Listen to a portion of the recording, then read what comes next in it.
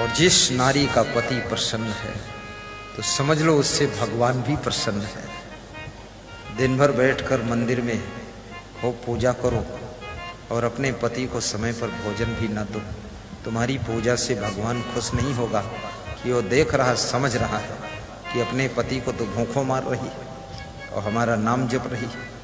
अगर हम इसके घर जाएंगे हमारी भी हालत वही कर देगी। इसलिए टाइम पर भोजन बनाकर खिलाइए। यही पूजा है, यही पाठ है, कर्म ही पूजा है। और कर्म को धर्म बनाइए, धर्म को कर्म मत बनाइए। आपका हर कर्म इतना पवित्र होना चाहिए, कर्म ही धर्म बन जाए। जो कुछ करूं सो पूजा। कबीर साहब कहते हैं, सोई जाऊं तो करो दंडवत, भाव मिटाओ दूजा, और जहां जहां डोलो सोई पई कर्मा, जो कुछ करूं सो पूजा। कबीर साहब कहते हैं, अगर घर से दुकान पर जाऊं तो इतने पवित्र पैर आगे बढ़ाऊं कि हर कदम तीर्थ की परिक्रमा का फल देने लायक होना चाहिए। जहां जहां डोलूं सोई पई कर्मा, जो कुछ करूं सो पूजा। झाड़ू लगाऊं, भोजन बनाऊं, कपड़ा धोऊं, दुकान चलाऊं, गाड़ी चलाऊं, सब पूजा की तरह पवित्र होना चाहिए। कबीर कहते हैं, मंदिर में तुम 10 मिनट बैठ सकते हो, लेकिन दुकान में 10 घंटे बैठना पड़ेगा। दुकान को मंदिर समझ करके, ग्राहक को देवता समझ करके सामान बेचते रहिए, मुस्कुरा कर व्यवहार करते रहिए और अपने कर्म को ही पूजा बना लीजिए। जो कुछ करूं सो पूजा, इतना पवित्र मन से कर्म कीजिए।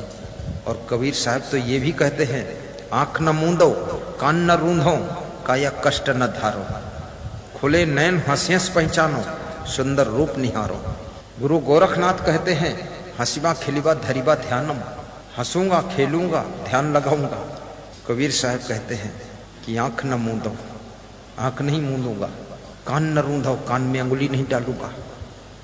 कुछ लोग कान में अंगुली घुसेड़ कर बैठते हैं और कहते हैं अंदर अनहद नाद बज रहा। अनहद नाद नहीं है, वो नसों की झंझनाहट की आवाज है। वहां अनहद नाद, वहां ढोल तबला कहाँ रखा है? फालतू बात करते हैं। कान में कोई अंगुली डाले, गुम गुम की आवाज होती है। आंख मूंदो। कबीर साहब कहते, खुले नयन हंस पहचानो, सुंदर रूप निहारो। कबीर साहब भी हंसने के लिए कह रहे हैं कि हंस करके अपने स्वरूप का बोध प्राप्त करो, हंस करके रहो, दुखी होकर नहीं। और आंख खोल कर साधना करो, आंख मूंद कर नहीं। आंख खोलो, कान में अंगुली मत डालो, कान भी खोलो। कान से वह शब्द सुनो जिसको सुनने से कल्याण होता है।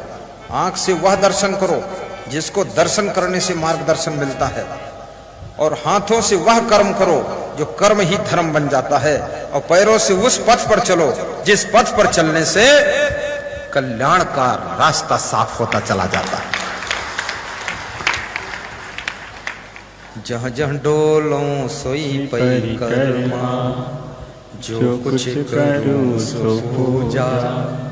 सोई जाऊं तो करूं दंडवत, भाव मिटाऊं दूजा।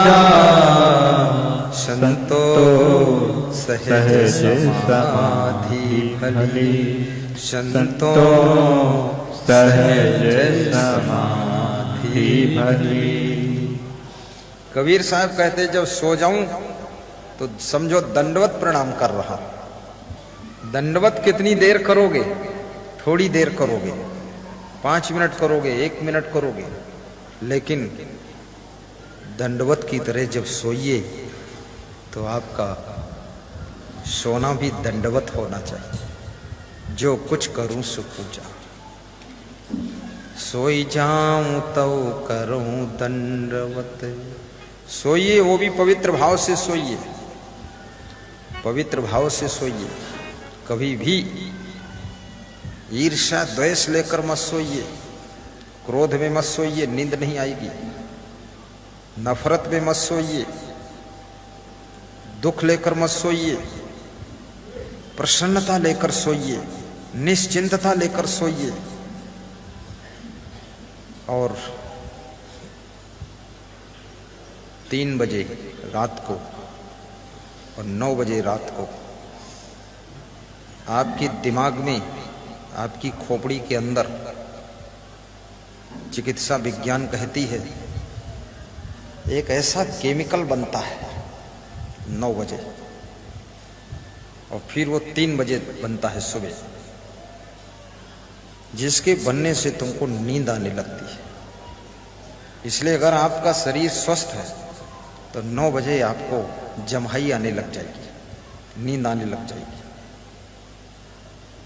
और 9 बजे यदि नहीं सोओगे 9 से 10 तक तो फिर वो केमिकल 3 बजे फिर बनेगा, तब 3 बजे आपको नींद गहरी आएगी, फिर 8 बजे तक आप बेहोश पड़े रहो।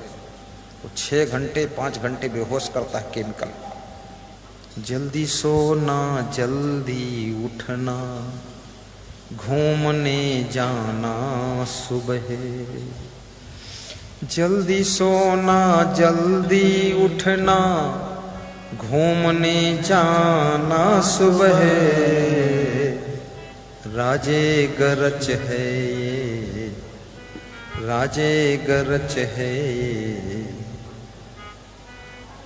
सेहत पाने के बाद 10 मिनट हर रोज टहले, शाम को खाने के बाद 10 मिनट हर रोज टहले, शाम को खाने के बाद 10 मिनट हर रोज टहले, शाम को खाने के बाद। मैंने तो चरण निहारे हैं, माता के देखे कान नहीं। मैं तो बिच्छुओं का सेवक हूँ, मुझे कुंडल की पहचान नहीं। मैं तो बिच्छुओं का सेवक हूँ, मुझे कुंडल की पहचान नहीं। बहुत ऊंची बात है, समझो इसको। 5 मिनट में सत्संग समाप्त कर दूंगा अगर समझ नहीं पाओगे, और कल करूंगा ही नहीं, आज चला जाऊंगा रात में। लक्ष्मण क्या कह रहे राम से कि मैं तो सीता जी के चरणों का सेवक हूं, मैंने तो उनके कान कभी देखे नहीं, मैं तो उनके बिछुआ पहचान सकता हूं जो पैर में बिछुआ पहनती है, बाकी कुंडल की हमें कोई पहचान नहीं। राम की आंखों में आंसू आ गए कि मेरा भाई कितना महान। और जब लक्ष्मण अपनी मां सुमित्रा से आशीर्वाद लेने के लिए गए थे कि वनवास में भी राम के साथ में जाऊंगा, तब मां ने यही कहा था, बेटा राग रोष ईर्ष्या मद मोहू, जनि सपने हूं इनके बसी हो। बेटे वनवास जाना, लेकिन किसी से राग न करना, ईर्ष्या न करना, घमंड न करना, मोह न करना, क्रोध न करना। राग रोष ईर्ष्या मद मोहू, भगवान से क्रोध भी मत करना, रोष ना आना चाहिए तुमको, भगवान से नाराज मत होना।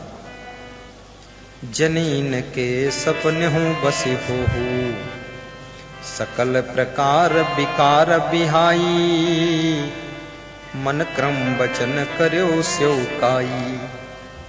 मन के जितने विकार होते हैं, काम क्रोध लोभ मोह ईर्ष्या द्वेष, सबको त्याग करना और मन वाणी कर्म से राम की सेवा करना। यही तुम्हारे माता पिता, यही तुम्हारे माता पिता। सकल प्रकार विकार बिहाई, मन क्रम वचन कर्यो स्यो काई। जहि न राम बन लहाई कलेसु, सोई सुत कर्यो इहै उपदेसु। हे बेटे, जिससे राम को वन में कोई दुख ना हो, कष्ट ना हो, वही कार्य करना, मनमानी मत करना। जहि न राम बन लहाई कलेसु, सोई सुत कर्यो इहै उपदेसु। यीशु। माँ क्या सिखा रही है अपने पुत्र को? हमेशा हर माँ का धर्म है अपने छोटे पुत्र को सिखाओ कि अपने बड़े भाई से बहुत प्रेम रखे, ईर्ष्या द्वेष मत सिखाओ, भेदभाव मत सिखाओ। राम कौशल्या नंदन है, लेकिन सुमित्रा नंदन लक्ष्मण को मां सुमित्रा क्या सिखा रही है? तुम्हारे हेतु राम बन जाही, दूसर तात हेतु कछु नाही। हे लक्ष्मण, तुमको यश दिलाने के लिए, सम्मान दिलाने के लिए, तुम्हारे नाम का गौरव ऊंचा करने के लिए राम वन को जा रहे हैं। राम के जाने का और कोई उद्देश्य नहीं है, तुम्हारा सम्मान बढ़ेगा, इसलिए तुम जाइए उनके साथ। रघुपति भगति जासु सुत होई, और जिसका बेटा भक्त हो, पुत्रवती इवती जग सोई। वही नारी पुत्रवती है जिसका बेटा भगवत भक्ति करे, गुरु भक्ति करे, साधना करे, देश भक्ति करे। वो महान है नारी जिसने ऐसे पुत्र को जन्म दिया। धन्या माता पिता धन्यो, गोत्रम धन्यम कुलोद्भवा, धन्या चा वसुधा देवी यत्र शाद गुरु भक्तता। स्कंद पुराण में पार्वती जी पूछ रही, हे शिव, हे भगवान। पार्वती जी हमेशा शंकर जी को भगवान कहती है और शंकर जी हमेशा पार्वती को देवी कहते हैं। दोनों पति पत्नी के बीच में अगाध प्रेम है। कलयुग में तो बहुत से पति अपनी पत्नी को चुड़ैल कहते हैं। बहुत सी पत्नियां भी अपने पति को भूत प्रेत कहती हैं। बहुत अच्छा जोड़ा लगा, भूत और चुड़ैल का। बोलना भी सीखो, रिश्तों को मधुर बनाओ, इसमें कड़वाहट मत घोलो। रामायण पढ़ो, गीता पढ़ो, बीजक पढ़ो, कबीर के शास्त्र पढ़ो, नीति शास्त्र पढ़ो, अध्ययन करो। हर समय प्रपंच में क्यों पड़े रहते हो? चकई चकदुम तिकड़म तिकड़म बनाते रहते हो फालतू। पूरे उत्तर प्रदेश के परिवहन आयुक्त और हायर एकेडमी आयुक्त श्री यल वेंकटेश्वर लू, उनकी पत्नी श्रीमती फणी लू आंध्र प्रदेश के हैं। तो उनकी पत्नी कह रही थी, ऐसे पति मिले। गीता पढ़ते हैं, पूरी गीता याद किया है, 25% रामायण याद किया है, 25% कबीर के दोहे याद किया है, उपनिषद पूरी याद कर लिया है। बोले बड़ा विद्वान पति है, बड़ा अफसर है, प्रमुख सचिव भी हैं वर्तमान में, और गुरुदेव के बड़े भक्त हैं। हमारे पास आते हैं तो ऐसे बैठकर बंदगी करते हैं। कितने लोगों को तो बंदगी करने में शर्म है, बंदगी करते। और संतों से कह रहे थे, हम गुरुजी के पड़ोस वाले कमरे में यहाँ चटाई बिछा के सो जाएंगे वहां। बोले हम घर नहीं जाएंगे, लखनऊ हुई रही जहां गुरुजी थे, और हमारे लिए नीम के पेड़ पर चढ़ के दतून तोड़ लाओ थे। तो हमने कहा, आप इतने बड़े अफसर हैं। बोले अफसर हैं लेकिन अहंकार नहीं रखता, सब काम कर लेता। अब उनकी पत्नी भी रामायण पढ़ रही है। घर के कामों को जल्दी जल्दी निपटा करके 1 घंटे समय निकाल करके सभी महिलाओं को धर्म शास्त्रों का भी अध्ययन करना चाहिए और सभी महिलाओं को प्रवचन सुनना चाहिए।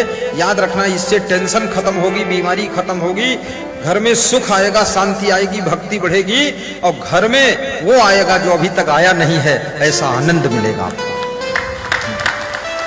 बोलिए सद्गुरु भगवान की जय। सत्संगत की महिमा बड़ी, आए कर लो घड़ी दो घड़ी। सत्संगत की महिमा बड़ी, हो आए कर लो घड़ी दो घड़ी, आए कर लो घड़ी दो घड़ी, आए कर लो घड़ी दो घड़ी, जिससे हो जाए जीवन सफल, जिससे हो जाए जीवन सफल, मिट जाएगी सभी गड़बड़ी, सत्य संगत की महिमा बड़ी, आए कर लो घड़ी दो घड़ी, हो आए कर लो घड़ी दो घड़ी, आए कर लो घड़ी दो घड़ी, सत्संगत की महिमा बड़ी, आए कर लो घड़ी दो घड़ी, आए कर कर लो घड़ी दो घड़ी।